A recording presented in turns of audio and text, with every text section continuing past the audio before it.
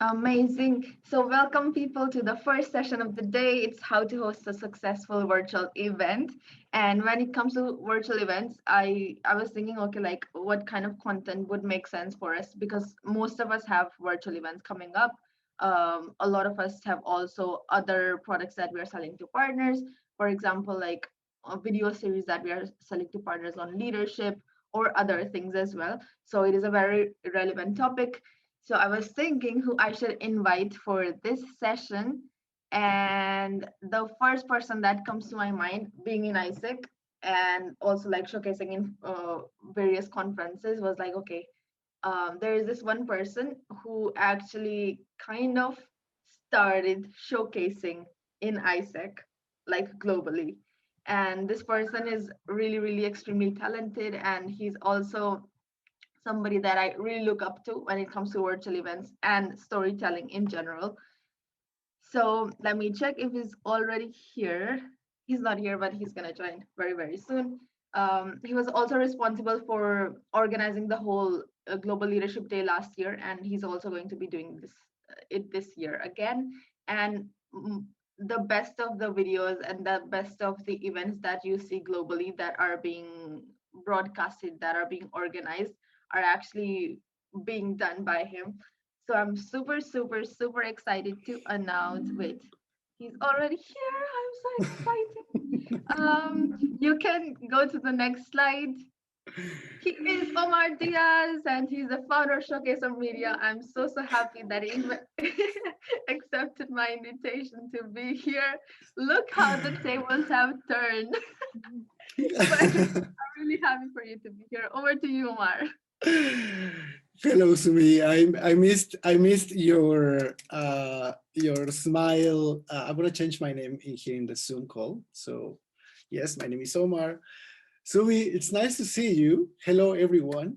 Michael, Angelica, Raya, Carl, Utso, Sarah. This is so good to see you. Finally, meet you all. Uh, is there more people in the room, or we are? It's like 18 people. Okay, I just see a few of you, but it's fine. Hello, Rachel. Thank you for tuning in. Your cameras. I would like to see you. I think I feel more comfortable when I see the people in the screen. So if you can, of course, if you can, if you don't want, it's fine as well. But thank you very much, Sumi, for this introduction. Yes, I'm Omar de Saldaña. I have some slides that I can share. So maybe, Sumi, if you give me a chance Yes, to yes. share. I need you to let me share my slides, but also let me share my audio. So do you know how to do that on Zoom? Yes or no? You Yes, should be but able you to can. do it now. Yeah. Okay, perfect, amazing. Thank you very much. Ritvik, I think I recognize you from IC Live, right? Is that you? It's nice to see you again, man. All right, I'm excited. So I'm in Mexico City right now. It's almost midnight. It's 11:40 p.m. Uh, it's not the right time to be drinking coffee, but I've been awake for many hours, so I think it's fine. I'll survive. And yes, I have some cool slides that I made for you in the last 10, 12 hours, I think. Yes, it's not a regional call anymore. So I'm so happy to be here with you. So I'm gonna start sharing my slides. Okay, share sound. And okay, if I do this, oh no, wait 1 second. I need to, could be here. Sorry. I have so many screens, so I don't know exactly what you're seeing, but uh, okay, I'm sharing my slides, but can you please tell me, are you watching my full screen or what screen are you seeing? It's Just full let me know. screen. Full screen, right? Perfect, yes. I have to be very honest, I have 3 screens in front of me, so every time I share my slides, I don't know what is it exactly that I'm sharing, so I have to ask all the time. All right, so again, thank you very much for having me. I'm very excited about this space. Thank you, Sumi, for inviting me. Uh, it was a bit last minute, but I'm very happy to be here. I'm very passionate about talking about virtual events production, video production. That's kind of the field that I feel very passionate about. I'll tell you more about my story later. But yeah, thank you very much. And it doesn't matter if it's too late. I'm always down for a call at midnight to talk about what I'm really excited. So yes, as you can see on the screen, today I'm gonna tell you in the next probably hour, if I have the time with you, about how to host a successful virtual event. And all of this to make remarkable virtual events or experiences, as I like to call it, for your audiences. All right, so as you can see on the screen, my name is Omar Saldaña. I'm the founder and head of production at ShowcaserMedia. I put there my Instagram account if you wanna take some screenshots or some photos and just reach out and tag me on your post. I'll be very happy to see everything that you are learning today with me, all right? Okay, so let's get started. This person right here in camera is me. Yes, just gonna tell you a bit about myself. So yes, I'm Omar Saldaña. I think I already told you, but because we are in the ISEC mode, I'm an ISECer. I'm an ISEC alumnus right now at the moment, but I was part of ISEC for actually quite a long time, since 2011 until 2019. So last 2 years ago. And yeah, that was a very long ISEC career, but it was a very fulfilling. Started doing finance and then switch all the way to marketing and video production. It's a huge journey for 8 years, but that happened. I think the most relevant experiences that I had overall were my last 2 years, where I joined the MC in Norway in 1718 as MCVP marketing, and then MC in Canada, 1819, all right? So two very different entities, but very exciting experiences that I had in both of them. After finishing my, let's say, MC terms, I decided to go all the way to be part of showcasing teams. So I was part of IC, the showcasing team of IC 2018 in Egypt, also part of the IC live showcasing team in 2020. Last year, I was part of the IPM showcasing team, an event where I finally met Sumeda in person because she was my successor as an MC VP marketing in Norway, but I couldn't meet her at the moment because of many situations. But it was 2 years later that I met her finally in Russia last year. So very good friend of mine. And I think my last experience as a showcasing experience was Euro Expo last year in Turkey. Also one of the very interesting experiences. I will let you know more later. Okay, that's when it comes to my ISEC experience. Then as for me, so yes, I'm proud Mexican, very Latin. I know my name is not that very Latin. It's more like from the Middle East, but yes, my name is very common in Latin American countries like Colombia, Mexico. So yes, proud Mexican. And I've been able to travel to more than 35 countries and territories around the world, most of them because of ISEC, which that's why I want very grateful with this organization because it's given me so much, a lot of the things that I have right now. I also consider myself as a video storyteller. I have a passion for creating videos, but not just creating videos, really to creating stories with the power of video. That's really my passion. I feel very excited every time I'm gonna make a video. In the last year, I've been dedicating my professional life to be a media, broadcasting, and virtual event producer. And yes, I'm the founder of ShowcaserMedia. I wanna go to the next slide because I'm already getting tired of this Omar person saying hello to the camera. So ShowcaserMedia, as you can see right now in this quick video, this is a video we have on our website. ShowcaserMedia starts almost a year ago, a bit more of a year ago. And we started as a project based on, okay, people really like what we're doing in conferences. They really like the work that we do, the videos that we make. Why not making this a business itself? So that's why we started this initiative of going to events around the world and creating stories with the power of video, right? So pretty much that's what we started doing. And it's been a very interesting journey for the last year, as you probably imagine why. Um, and yeah, it's been 1 year. I'm proud as an entrepreneur. Like really, this is this is something very exciting when you reach your first year, and you know that you didn't give up, and it's been quite a journey. And I just want to tell you a bit of that story before jumping into the conversation on how to create events and engaging for your entities. I'm guessing. I just want to tell you a bit of the story of Showcaser Media, uh, so that then you understand a bit of what did it take us to switch from being a video production company to transform all the things that we were doing um, into like the virtual environment. So we didn't know how to do virtual events until later last year. So I just want to tell you in the next few slides a bit more of that. So then uh, as I told you, I'm a storyteller, so I really like to talk about stories, and then it's going to prove the point of the conversation we're having later. All right. So yes, Showcaser Media, it's been alive for 1 year, one of the most complicated years in the history of humanity, as you know. Um, so the way we started, as I told you, is we wanted to make videos for events, not just in Mexico, but also around the world. We were super connected with the people.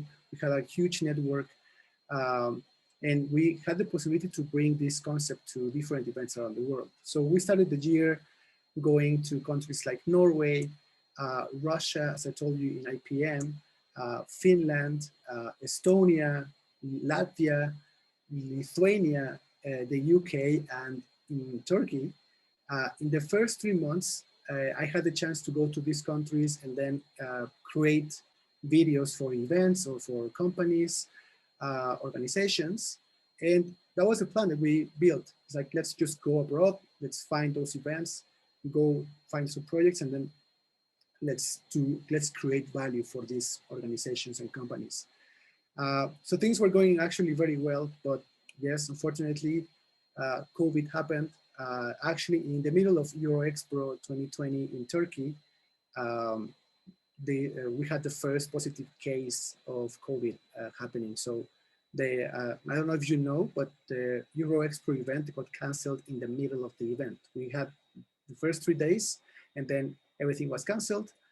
So as an entrepreneur that I was starting this journey, and I was already planning for the next months ahead. It was like we had projects planned for countries like Ukraine, Greece, Germany, Sweden, Poland, the Netherlands, and we were also maybe considering the possibility to go to IC in India, which was going to happen in India, but all of these plans got canceled all of a sudden.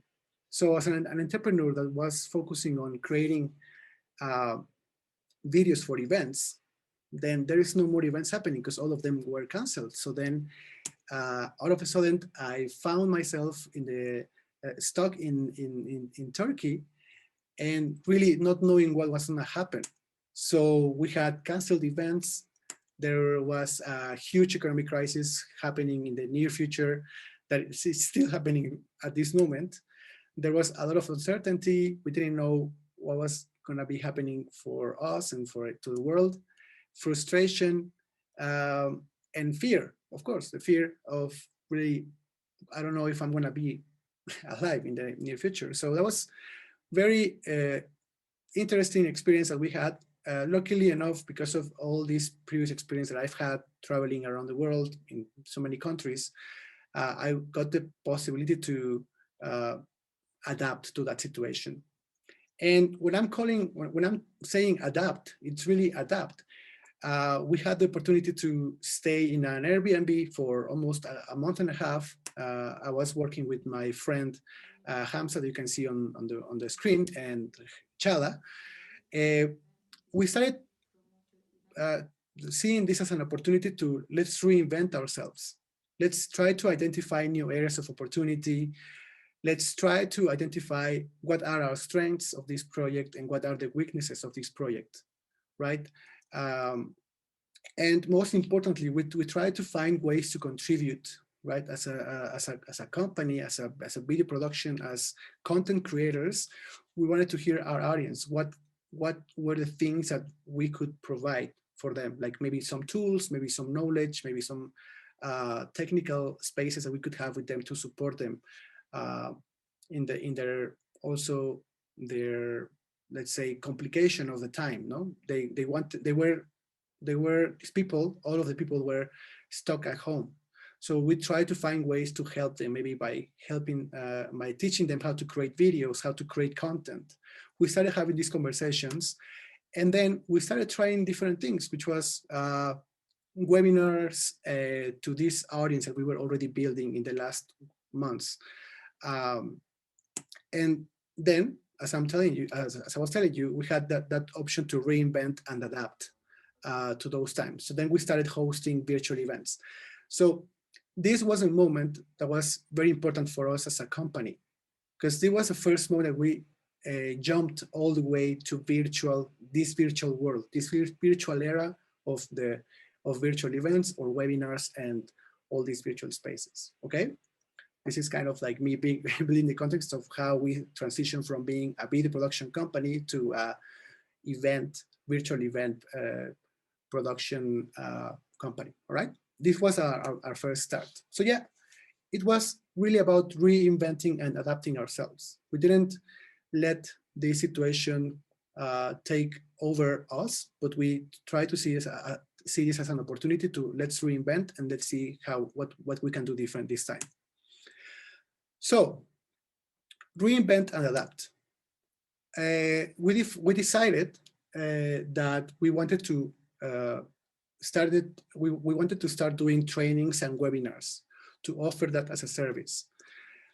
When I come back to Mexico, we also get started with this. Okay, we identified the opportunity again. We identified the opportunity to help businesses and organizations to transition from in-person events or physical events to virtual events, right? Of course, the events, in a way, they got canceled, like physical events, but most of the organizations and companies, they didn't cancel it. They didn't cancel those events. They try to find ways. Okay, if it's not going to happen physically, we need to make it virtually. We don't know how, we don't know when, but we know that we have to make it virtually. All right. So that was the opportunity that we found. It's like we have the knowledge and we can help these companies and organizations out into this transition. That's the moment we started to embrace this world of virtual events. This photo that you can see here is actually a studio or a setup that we built when we worked with this project with ISEC International, the Global Leadership Day 2020 last year. So what you see there is all the computers, all the equipment needed for us to produce from an apartment in Mexico City to all around the world for 24 hours straight. That was officially our first virtual event that we hosted. What I'm trying to show here is, although it might sound complicated, it really takes some time and some effort and really not very expensive equipment to produce a virtual event, all right? So this is, later on, I'm gonna be telling you more examples of the things that you need just to increase and make your virtual events more successful. All right, after GLD 2020, that's a photo after the event. We also started approaching the broadcasting events. And also, as I told you, for IC 2020, IC Live, we had the opportunity to work on a remote directing, creating videos from Mexico City with a team, which actually Sumeda was also part of. We were building videos for a conference. So it's possible. You don't need to be physically present to create good content. So that was us embracing the era of virtual events, all right? But we didn't end it there. We because we identified this opportunity, we started building our own production studio. From We found a space that we could use, and this that you can see here is actually the studio. This studio that you see, it's our studio. So in a space of a month, we host our first virtual event with Isaac in Mexico. They came to our studio and we started producing their first virtual conference back in July 2020. Right, that has been our journey in the last year. And yeah, I'm just going to show you a quick video.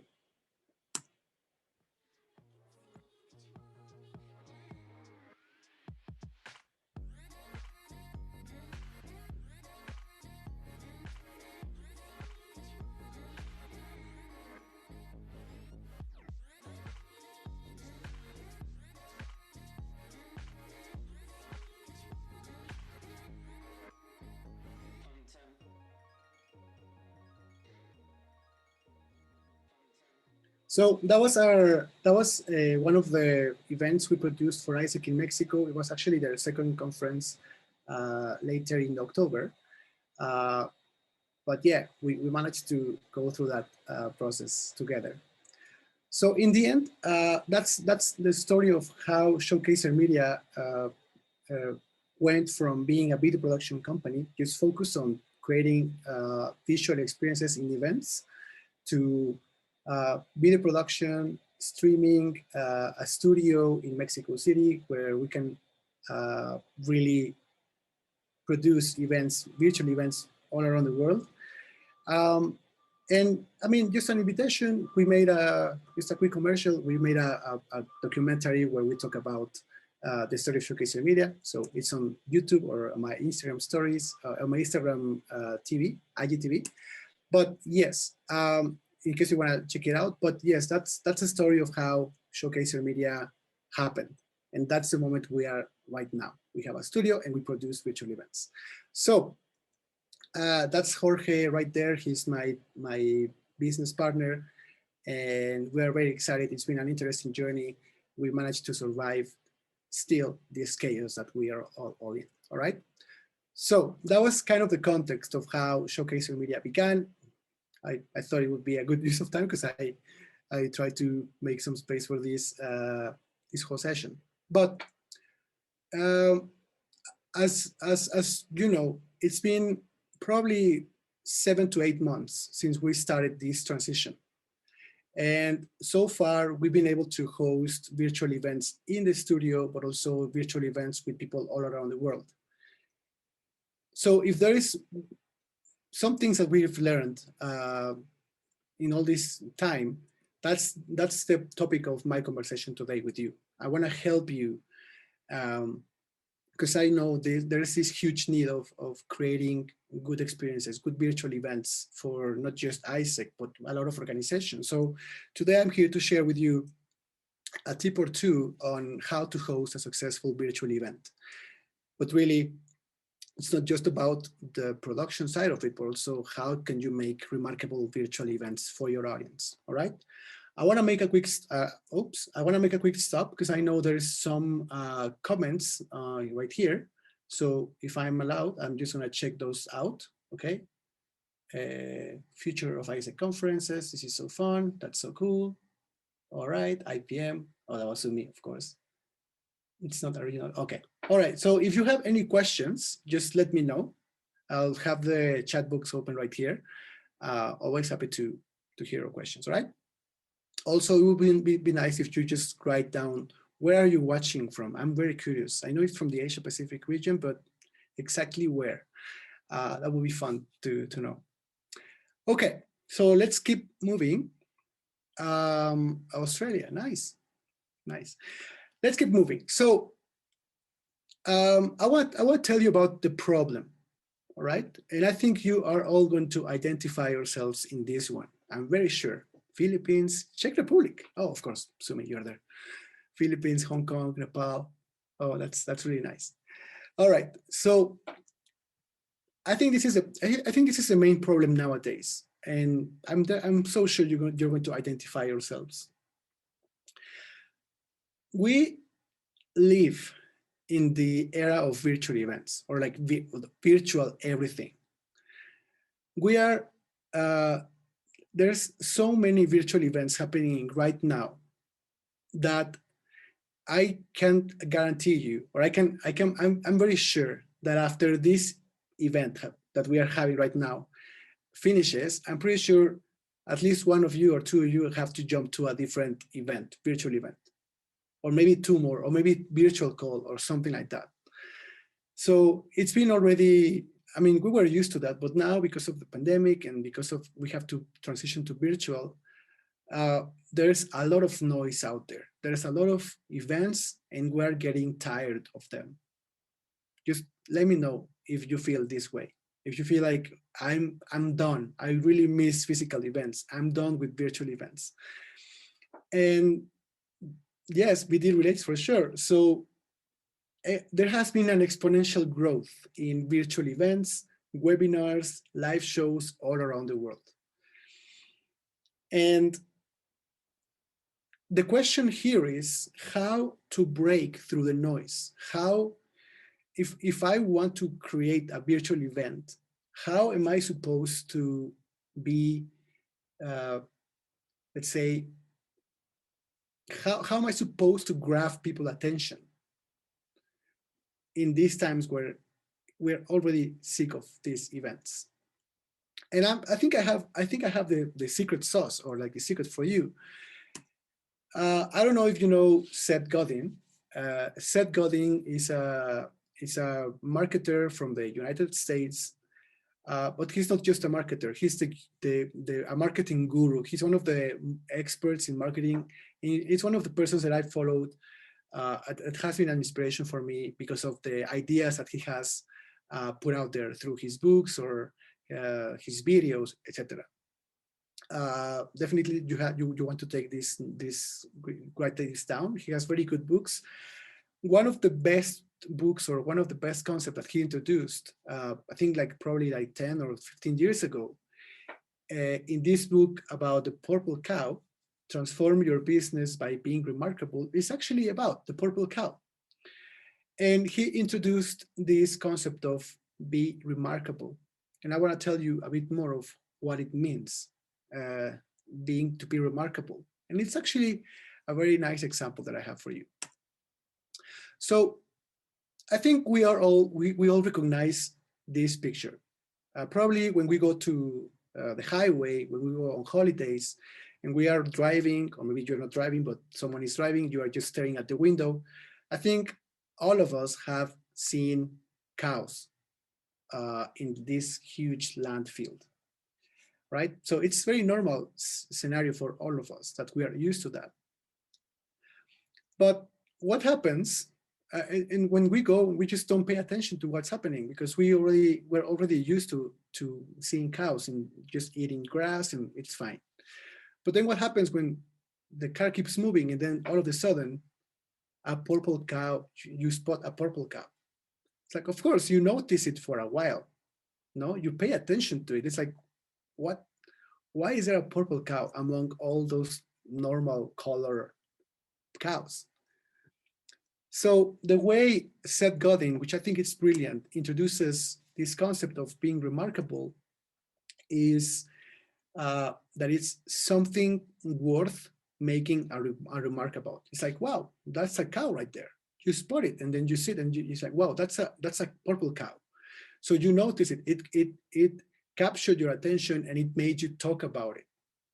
Okay, so this concept of being remarkable applies in marketing when it comes to how brands try to being remarkable amongst a lot of their competition. No, uh, don't know if you remember, but maybe probably you saw the the the moment where the iPhone was first launched. So it was something new, and that made people turn their heads into like, wow, it's the first smartphone with like a touch screen. I haven't seen that ever. So that's why it grabbed so many people's attention. We can find a lot of examples of how this happens in the marketing world. But this remarkable concept, or the purple cow concept, applies to absolutely everything, even to virtual events, which is what we're talking about right now. Probably you have seen these also videos, these new videos that happened in 2020, which is the Apple, as they release their new products or the new technologies. Before the pandemic, they hosted these huge events, like people coming from all over the world to this very small auditorium, and then everyone talking about what was being launched. No, so now Apple was thinking, like, how can we make an event that is as powerful as the ones we have physically, right? So I don't know if you saw, but last year Apple hosted 3 events in 2020, and if you saw it, I did. Wow, the production was absolutely incredible, and people were not only talking about the new technologies or the new, let's say, products that they were launching, but they were also talking a lot about the production of that event, which was, in my opinion, absolutely beautiful. So that's being remarkable. It's like creating something. I know it's going to take effort and it's going to take money. It's going to take a lot of resources, but that made people turn their heads, not just for the products that they were launching, but also their events, right? Now, also something that I've seen different happening different this in the last year is like, how can we take a normal conversation, one-on-one conversation that I want to stream virtually. I would like to give it like a better production, maybe adding a branding elements to my stream, adding the logo of my company or my organization, adding the logo of my event name, no? And then just creating small graphics that I can embed into my production so people can actually see that I'm creating something different from the audience. Just by adding these uh, aspects makes your event remarkable in comparison to the different ones. And yes, that's what people are doing. And this is a very good example. Last year also there was this webinar day 2020. It was an event I attended. It was like an 8-hour event. And also the production was very good. No, the quality, the audio quality, the video quality was on point. So of course, me as a viewer, I really appreciate when the people I'm seeing, they are putting the work into high quality production, because if you want my attention, you better do the best for it. And one last example that I have for you is actually this one. This his name is Chris Doe. Probably maybe you know him. He's also a very good marketer, designer.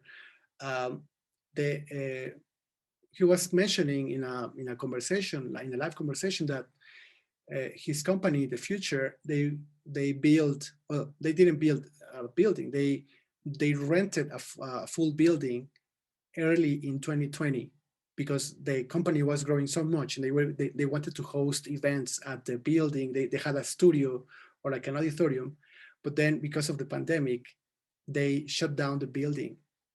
So he was the only one that could attend his own building, of course. So that's the way they made this transition. They didn't want to lose that interaction with the audiences, so they put the work and they managed to create this virtual experience for the delegates. As you can see, the speaker can see his attendees, and he can also bring value uh, to the people attending to this event. All right. So, as I think these examples have to be clear for you that if you want to create a virtual experience for your delegates or for your attendees, for your guests, you need to put the work. And let me tell you why. There's the pros and cons of why should I care about improving my own virtual event production. And it's very simple to describe. So here we have on the left side, we have the cons, and then we have the pros. Um, the cons of not, let's start first with attendance, right? The pros of having a good production for your event is that there is a guarantee that more people will show up. When it comes, in the contrary, if you don't have the right production, if you don't put in the work, then people will not show up. Also, or maybe they show up, but then the retention is going to be very low when the production is not good enough. But if the production is good enough, the audio is good enough, the video is good enough, the content is good enough, then people will stay there. They will put their time into what you're doing, into what you're saying. Then people will engage more or engage less if the production is not the best quality. The interaction, if you want people to interact with each other, you need to provide that environment for your attendees that they can interact with each other or you can interact with them. Also, a good production can increase the reputation of your brand or your company or your organization, right? It can make people feel more connected to your brand. Otherwise, if you don't have a good production, if you don't put in the work, then people will just talk about very bad things about you and your brand or your organization.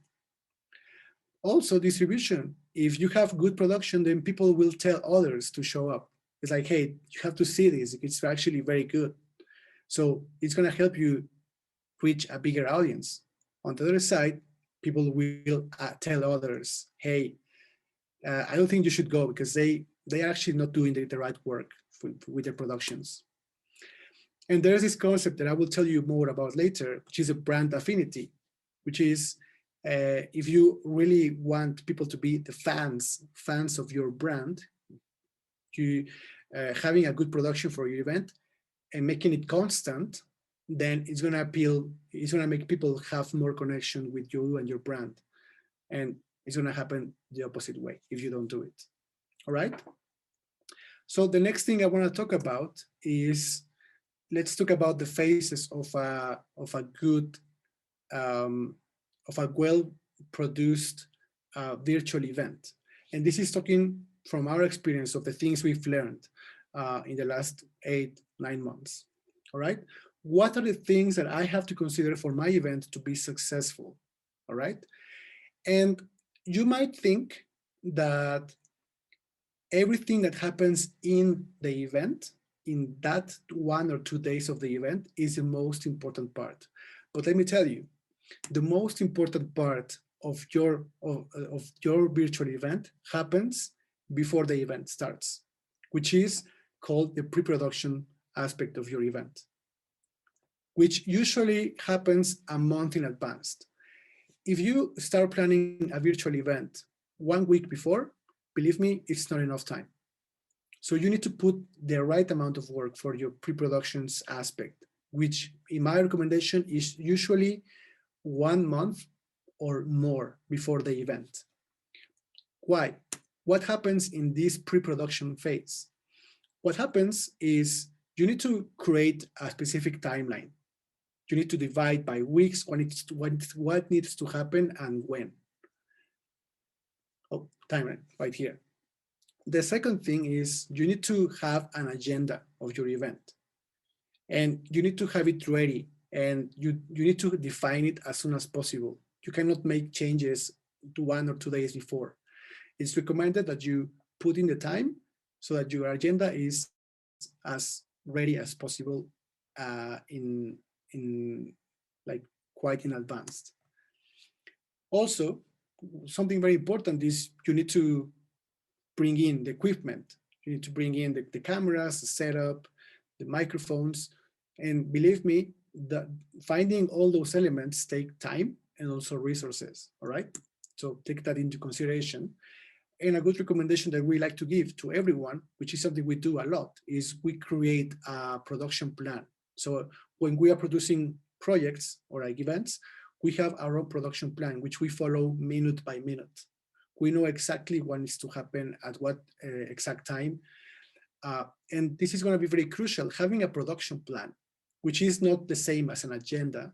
A production plan is session by session or event or space by space.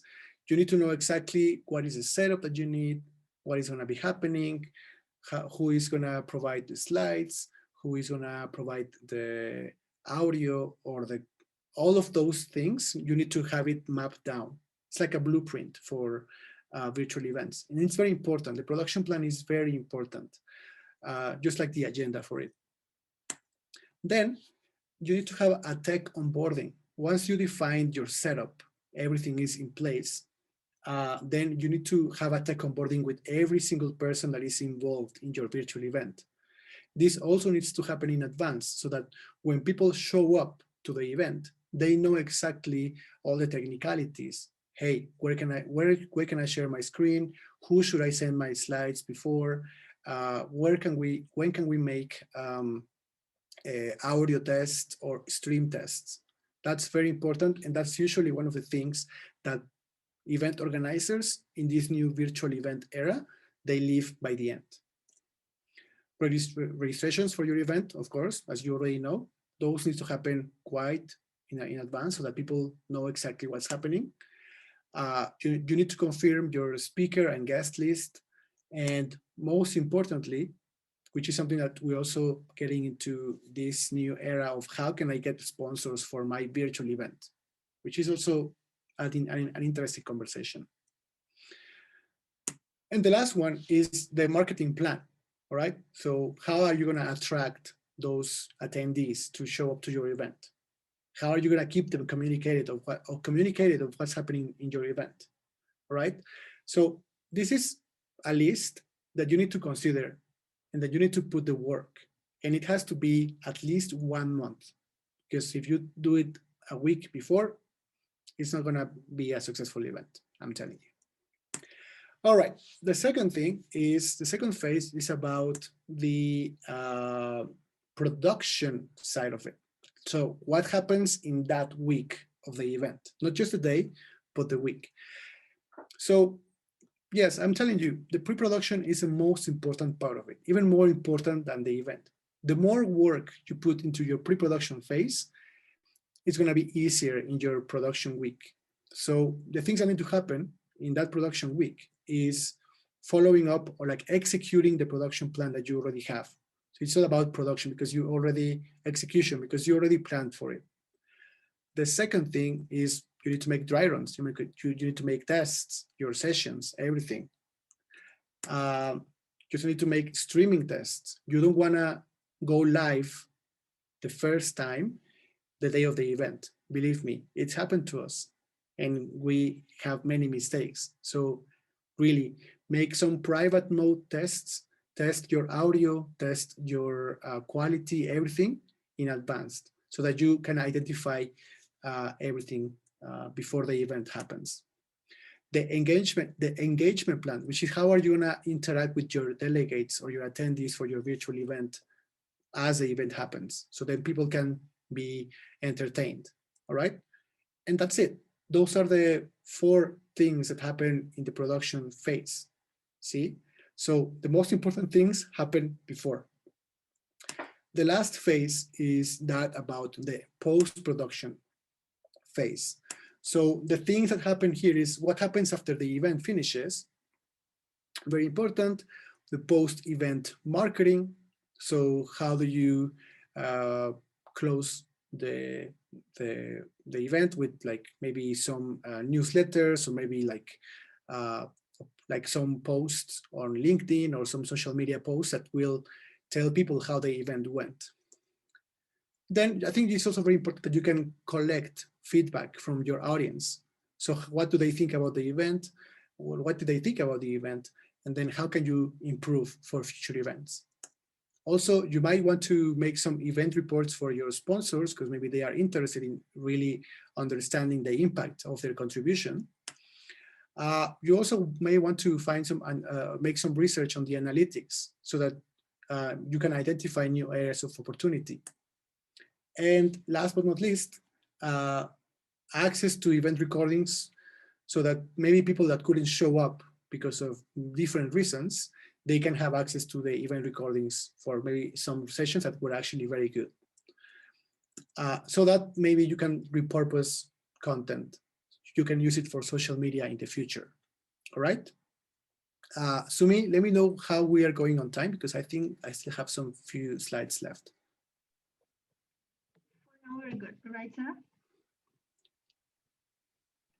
Yeah, Hello? everything is fine. Yeah, Okay. just go ahead. Also, friends, let me know your questions. I will see if I can answer some in between the presentation. All right. Okay, okay. So what are the key things to include in an impact report? Michael asks that. So I'm guessing an impact report is about when a sponsor like really provides you with like some support. Then an impact report should contain like the reach of your event. Maybe if this sponsor had a specific participation in your whole event, I think it's very important for them to know what was the impact, and the reach of this specific participation or activation. All right. Then something that I see happening in ISEC a lot is they are also paying, or that they are also contributing or supporting, so that you can put social media posts about the partnership or the sponsorship. So then it will be relevant for the sponsor to understand what was the reach of this activation on social media, right? So these are very important aspects for your sponsors to know.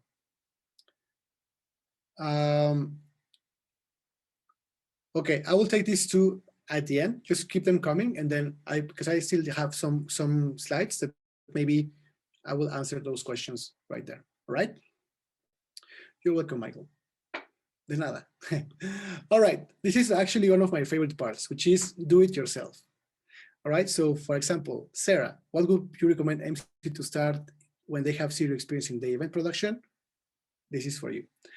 So, easy hacks to improve your virtual event setup. All right. So maybe I scared you a little bit with this photo of Chris though, when he has these huge screens and all these expensive cameras. I mean, no, that's a very advanced. So right now I'm gonna tell you about the basic parts. I wanna give you some hacks to improve your virtual event setup, all right? And believe me, once I give you these hacks, it's not gonna be the same for you. So the first thing that you have to start with is the location, all right? First, you need to find an authentic and adequate location that doesn't distract your audience. I will show you some examples. So because of the pandemic, we're all having to go back home. We cannot get out of there. But believe me, even when you are, everyone is in the same situation. So it's okay if you just show up what's happening in your home. It makes you actually feel more connected to the person. So this is something that maybe even artists and stars are doing at their homes. They are just showing themselves at home. Of course, you just need to put in the work to how do you want to display maybe some aspects of your home. All right. So here you can see some locations, right? These are stars that have a lot of money, but they just want to show how it is from home. So I think the fact that people are doing this, it makes it feel more authentic, right?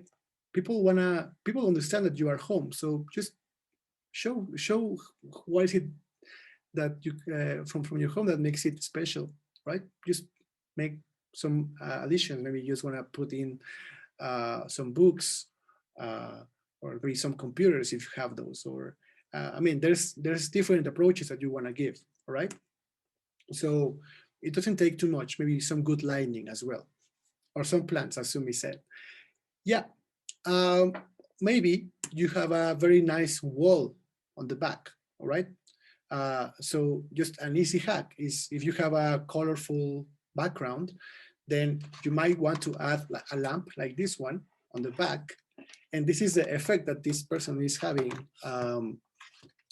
in this background. He just put a light and then it has this cool effect in the background, all right? It doesn't, everyone has a lamp like this, so I think it's actually very nice approach, all right? That's the first hack. The second hack has to be about the audio at home, All right, of course, you need to find a dedicated and isolated space for your virtual event or webinar, or maybe in the office, as some of you are asking, maybe an office. Um, so audio at home, well, a good way for you to control the echo is maybe try to fill in with the blankets, uh, so that you can avoid having distractions from maybe some small noises, and also the echo of your voice. So if you have maybe some blankets that you can just position uh, in your walls, that can actually prevent from this echo that you generate with your voice. And also, I mean, try to avoid, I mean, this could happen, no? You can be located in a place where there is like really a construction near you. So this is something that happens a lot, and I think Sarah relates to this, and most of us relate to this. In my case, an example is that every morning there's a garbage bus that comes in this street, and they have this bell. They are just ringing like at 7 a.m. I was like, oh my god, this is not good. If I have to go in an event at this hour, it's gonna be a huge mess. So yeah, I mean, these things happen. So maybe try to identify those spaces where these moments are quiet, and then you're good to go. And also try to avoid maybe being located in a fridge, or like near a fridge, or maybe one of those machines that generate a lot of noise. So our fridge can do. But also, and I think a lot of us relate to this. Avoid distractions for those moments, like uh, yeah, uh, when you're going live on that space, you need to be very mindful about the audio. If it's going to be a 1 hour event, or if it's going to be a 5 hour event, you need to make sure that in those 1 or 5 hours, everything is under control as much as possible. All right. And another recommendation is try to have a dedicated microphone that you can use, so that the quality is as best as possible. Okay. Um, I definitely recommend you to wear those headphones that have a microphone embedded in the wire, um, because right now we've seen it's very popular. People are wearing these as you can see, the AirPods.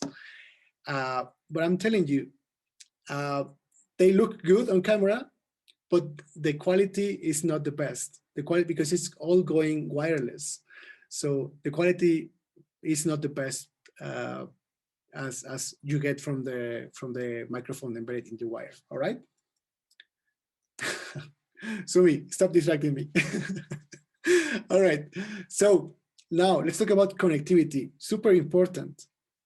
Now you need to establish it's a dedicated internet connection for your virtual event and webinar.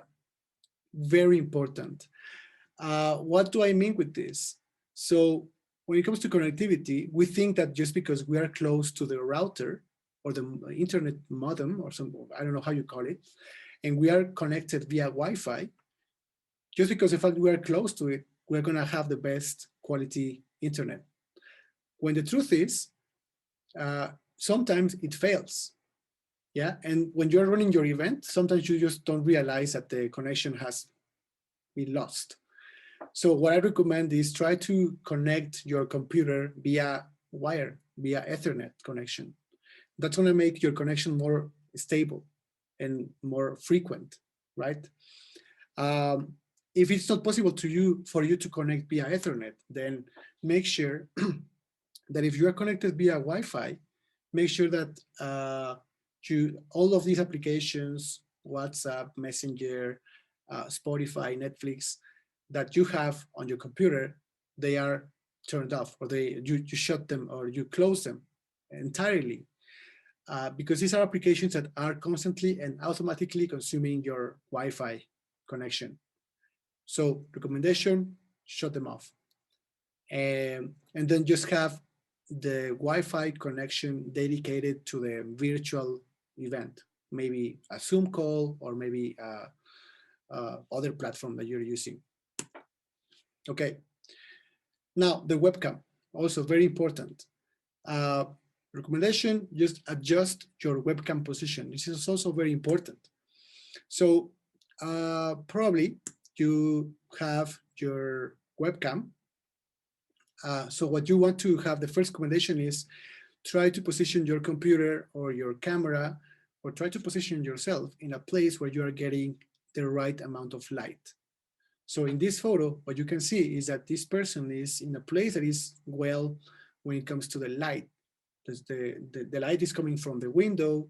There's a good amount of light. So then this way, the computer's camera is receiving a good amount of light. If it's not possible for you, then try to have a lamp that is close to you. So in this case, there's a lamp that is close to the person. So I'm guessing when there is not enough light, this person turns the light on. So right now in Mexico City, it's midnight. So of course I don't have natural light. So that's why I'm getting supported with these lamps, and you can see me well, all right? There's clarity.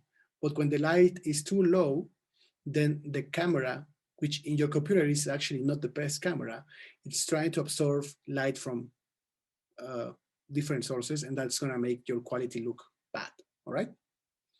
Okay, then something very important is you want to position your webcam in that meets your eye line, right?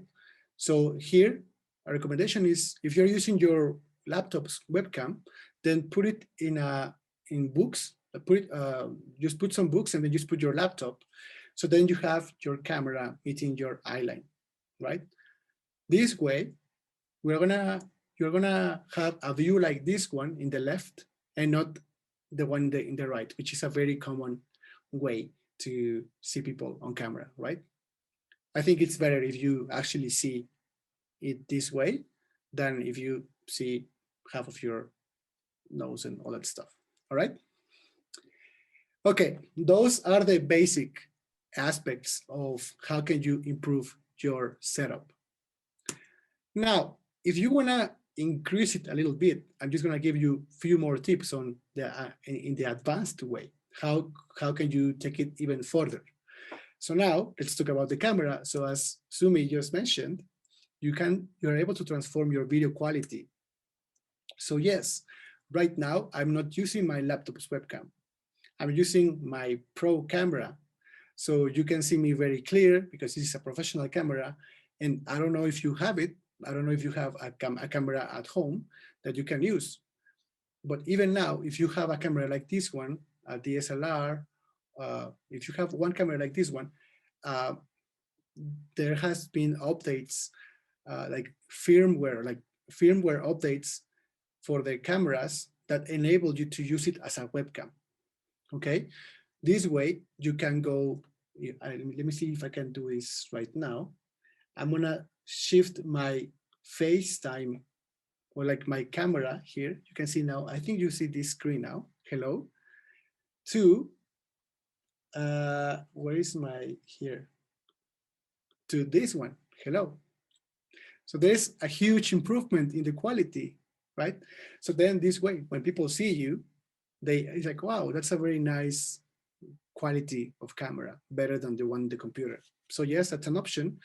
And it's very easy to do this. If you have your camera, then you just need to get yourself a capture card or a video capture card that is gonna allow you, once you plug it into your computer, it's just actually gonna detect it as a webcam, which is actually very nice. See, so yes, it has a very crazy focus right here. All right, let's keep moving because I'm already getting ahead of time. Audio like a pro, all right? So how can you enhance your audio quality? I was telling you before that just using your microphone from your headphones.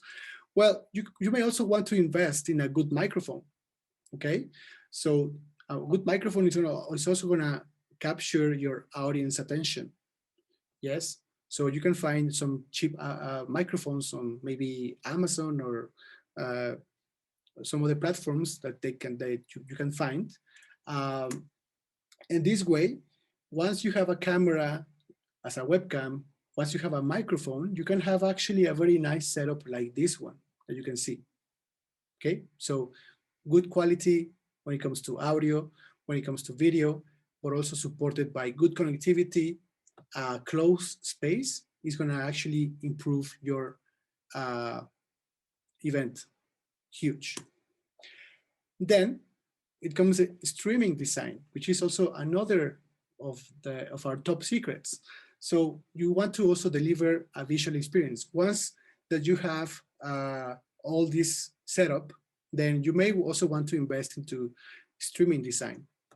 What do I mean with streaming design?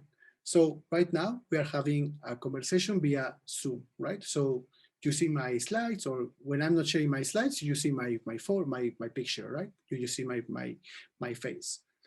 But I was also sharing with you earlier that there is the option that when you're streaming an event, you can create these layers where you can add the brand of your event or your company organization.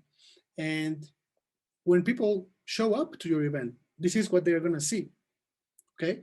And this is like, wow, this is good production. I'm not just seeing a Zoom call. I'm seeing a, some brand in the streaming. And this is something we have been doing with ISEC in Mexico. We are taking a Zoom call, but we are also adding some layers on the top with the logo of the event. Or for BD, this might be very helpful for you. You can add the logos of your partners or your sponsors in the stream. And this is something they will really huge appreciate. Like, wow, my logo is in the event for the full weekend. That's also really good. Okay. So what do you need for this? Well, of course, it needs more work. It needs more, really, it needs more preparation. That's why I'm saying a month or even more in advance. So you need to find yourself a streaming software. You need to create the designs for your layers. And also, if you want to stream from different platforms, maybe Facebook or YouTube, you also need to purchase a license that will let you do this. Okay. So those are the advanced. I could tell you more, but this is like the basic of the advanced. So I just want to leave you with this. Aiming for a high quality production of your virtual event will inevitably bring as a result a more engaged audience towards your brand or your organization. In this case, ISEC. Okay, so if you really expect people to show up or brands to also show up and support you, don't just give them an event over Zoom. Give them something better. And you know that you need to put the work, you need to put the knowledge, but once you put all that, it's actually gonna help you, your audience to show up and then your sponsors to show up as well. Okay? There is just one little last concept that I wanna share with you tonight, or tonight for me, tomorrow, but this morning or this evening for you. I was telling you earlier about this brand affinity marketing concept. Okay, how do you convert your audience in loyal fans? Okay, so first, just want to tell you about this concept of brand affinity. So brand affinity is the most enduring and valuable level of a relationship between a business and consumer based on the mutual belief that they share common values.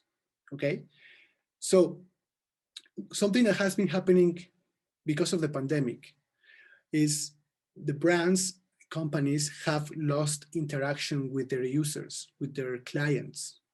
They need these physical touch points, right? So because of the pandemic, those are not possible anymore, at least not in the near future. So the question that they have asked themselves is like, how can we still keep connecting with our audiences? And there's one thing that they have been doing, which is through brand affinity marketing.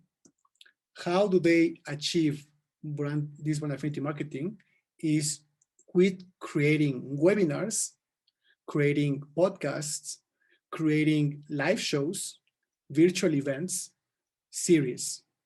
Okay, so if you have seen in the last semester, and I'm pretty sure you have seen a huge increase in the amount of podcasts being created, virtual events, as we have been discussing, series, you name the platform, Netflix, Disney Plus, everything, webinars. This is an attempt of brands to keep in touch with their audience, right? To keep building that connection, okay? So companies like MailChimp have done this. MailChimp is creating their own series. They're creating their own series, which actually are very, very high quality. And they are trying to connect with the people, not just through what they do, but also through series. Companies like Wistia, they have also done the same. They have been creating podcast series and video series, okay? Even us in ShowcaserMedia, last year we produced our first series from the studio. It's called Lights, Camera, on Air, and we had a 10-episode series that we produced from here from the studio, where we had special guests coming into to our show. I don't know why it's not showing up. I think my slides are there. So we created our own series in an attempt to keep connected to our audience. So I know that even Isaac has done it with their series that they produced a couple of years ago with the Live the Experience campaign. So this is something that besides events, you want to try. Maybe podcast, Isaac has a podcast. So this is also something that besides having virtual events could be beneficial for you, okay? So those are my main points I want to share with you today. I really hope that you learned something new. And of course, if there's questions about virtual events, I saw that there is like some questions about what to present in your reports, how to track the attendance retention of your virtual event. I'm very happy to come to you if you need. There is my Instagram, just share with me on the direct message or write me an email. That's my email right there. And I'm very happy to help you. All right. So thank you very much. It was actually very, very fun. I'm not even sleepy because I'm very excited to share this knowledge with you. So yeah, thank you. Thank you very much. Thank you so much, Omar. People were Thanks, writing to me Omar. that this session was actually really, really helpful. And I want to again thank you for coming to us on such a short notice. I will make sure that I ask you in advance from next time. But let's take a nice picture. So Yes, if let's do everybody it. could please open their cameras.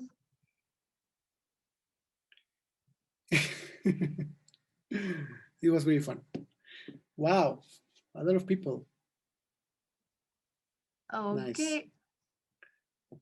Where Super. I have to smile to the camera, not to the. Yes. Okay, amazing. 1, 2, 3. Another one. One, Okay. 2, 3. Super. Thank you so much, Omar. I will make sure that everybody has links to all the things that he shared as well.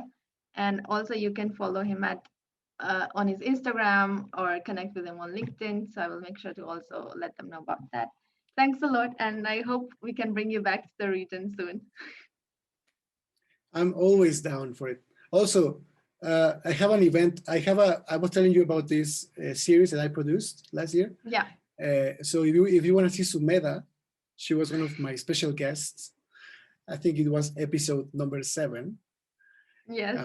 Where we're talking about showcasing events. So as I told you, we went to Russia. So we had a very nice conversation. But also there is an episode about virtual events where you may also find very helpful when it comes to the conversation, because I had a conversation with Torben and Noel, and we were working last year for GLD, Global Leadership Day 24-hour event. So there we broke down a bit of what it takes. So I think you might also find that helpful. Thank you so much, Omar. I will share the link for that as well. And yes, it was nice to talk see to you. you Take soon. care. Thanks again. Have fun. Goodbye.